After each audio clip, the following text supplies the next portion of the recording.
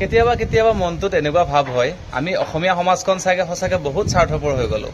আপুনি ভাবকচোন, আপুনি এখন খুব ধুনীয়া চিনেমাত অভিনয় কৰিছে আৰু সেই চিনেমাখনত অভিনয় কৰাৰ বাবে আপোনাক সেই অন্ধবিশ্বাসী আৰু কুসংস্কাৰেৰে ভৰা এখন গাঁৱে চিৰ জীৱনৰ কাৰণে আপোনাক শুভ কাৰ্যবোৰৰ পৰা বিৰত থাকিবলৈ বাধ্য কৰাইছে, মানে আপোনাক এঘৰীয়া কৰিছে এটা শব্দত ক'বলৈ গ'লে।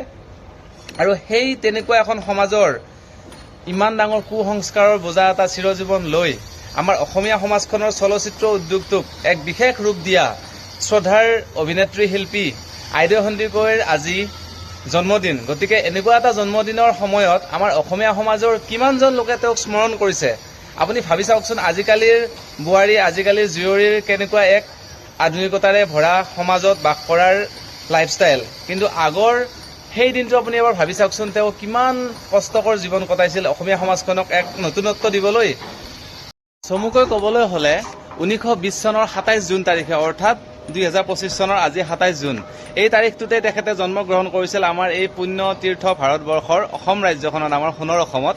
আৰু জ্যোতিপ্ৰসাদ আগৰৱালা শ্ৰদ্ধাৰ চলচ্চিত্ৰ পৰিচালক, সংগীত পৰিচালক, সংগীত নিৰ্মাতা, যি আমি তেওঁক উপাধি দিওঁ বহুত কম হয়। গতিকে তেওঁৰ দ্বাৰা পৰিচালিত অসমৰ প্ৰথমখন বোলছবি জয়মতীত যি অভিনয় কৰাৰ সুযোগ পাইছিল, সুযোগ বুলি ঠিক ক'ব নোৱাৰি, দুৰ্যোগ বুলিও ক'ব নোৱাৰি, তেখেতক কিন্তু চিনেমাত অভিনয় কৰিব বুলি তেওঁক লৈ যোৱা নাছিল। তেওঁক লৈ যোৱা হৈছিল ব্ৰহ্মপুত্ৰ নদীত জাহাজ দেখুৱাম বুলি, আৰু তেতিয়া জাহাজ দেখুৱাম বুলি গুৱাহাটীলৈ লৈ গৈ জ্যোতিচিত্ৰবনত এই চিনেমাখনৰ শ্বুটিং কৰা হৈছিল। গতিকে এগৰাকী সুন্দৰ মনৰ নাৰী, যিয়ে নেকি নিজৰ অদম্য সাহস দেখুৱাইছিল আৰু সুন্দৰ এখনি ছবি আমাৰ অসমীয়া সমাজলৈ বুলি উপহাৰ দি থৈ গৈছিল। তেখেতৰ এই জন্মদিনটোত আমি তেখেতক সঁচাকৈ শ্ৰদ্ধাৰে সোঁৱৰাটো উচিত, কিয়নো আমাৰ মাজত এনেকুৱা বহুতো স্বনামধন্য ব্যক্তি আছিলে যি নেকি এতিয়া আমাৰ পৃথিৱীত নাই।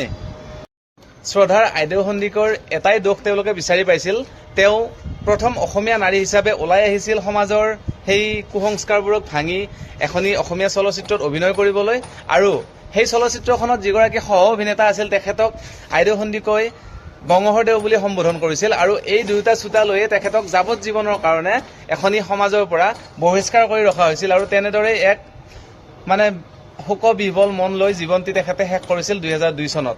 এতিয়া কথাটো হ'ল, আমি আমাৰ এই কৰ্মজীৱন, আমাৰ ব্যস্ততা, আমি সকলোবোৰ মানুহ নিজৰ নিজৰ কামত ব্যস্ত থাকোঁ, সমাজৰ কামত ব্যস্ত থাকোঁ, অফিচৰ কামত থাকোঁ, বা যিকোনো সমস্যাত আমি জৰ্জৰিত হৈ থাকোঁ। কিন্তু আমি যদি আমাৰ নতুন প্ৰজন্মক এইসকল স্বনামধন্য ব্যক্তিৰ নাম, এইসকল স্বনামধন্য ব্যক্তিৰ ত্যাগ, এইবিলাক যদি চিনাকি কৰাই নিদিওঁ, তেনেহ'লে কোনে দিব কওকচোন।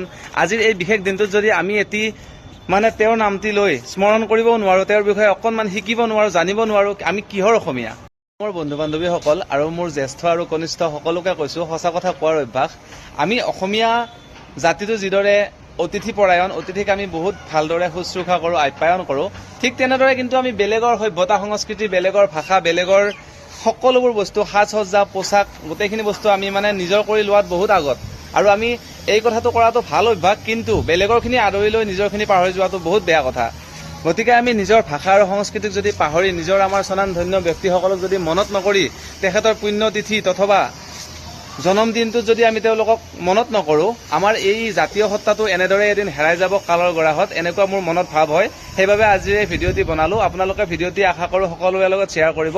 লগতে শ্ৰদ্ধাৰ এই শিল্পীগৰাকীকো জন্মদিনৰ, যদিও তেখেত এই পৃথিৱীত নাই, তথাপি এনেদৰে আমি স্মৰণ কৰিব লাগিব, নহয় জানো? এনেদৰে আমাৰ যিসকল হেৰাই যোৱা আপোন মানুহ আছে তেওঁলোকক আমি স্মৰণ কৰি এনেদৰে আমাৰ অসমীয়া জাতিটোক সবল কৰিব লাগিব।